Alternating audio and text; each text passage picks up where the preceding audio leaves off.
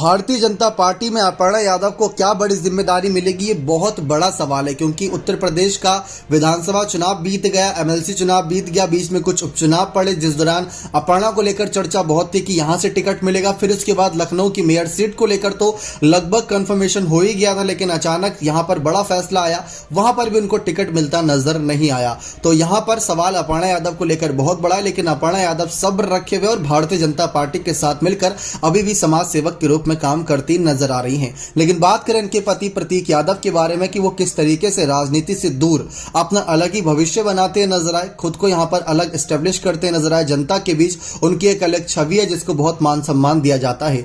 दरअसल प्रतीक यादव राजनीति में नहीं है, वे अपना बिजनेस करते हैं। प्रतीक ने एक मीडिया इंटरव्यू में खुद बताया था कि वे राजनीति में इतने सक्रिय क्यों नहीं है। सक्रिय छोड़िए, वो बिल्कुल भी नजर नहीं आते।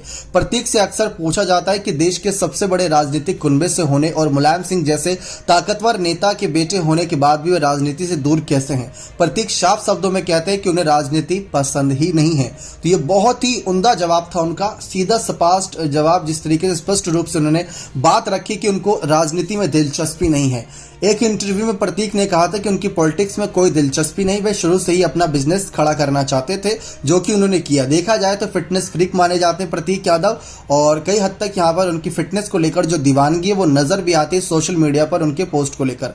उन्होंने साफ कहा था कि मुझे सफेद कुर्ता पायजामा पहनकर क्षेत्र में घूमना बिल्कुल पसंद नहीं, मुझे पहले से ही पता था कि मुझे बिजनेस करना है। और उन्होंने साफ ये कहा कि हमारे परिवार में ऐसा कोई दबाव नहीं रहता कि तुमको राजनीति ही करनी है, तुमको हमारी ही पार्टी से राजनीति करनी है। तो ये बात साफ कर दी गई थी। साथ ही साथ जब नेताजी का निधन हुआ था तो उसके बाद भी उन्होंने साफ कह दिया था कि जो पार्टी की कहीं ना कहीं जिम्मेदारियां हैं वो सभी जिम्मेदारियां बड़े भैया अखिलेश यादव ही निभाते नजर आएंगे। जिस तरीके से ये सारी बातें थी, तमाम बातों को उन्होंने बहुत ही आसान शब्दों में क्लियर कर दिया था।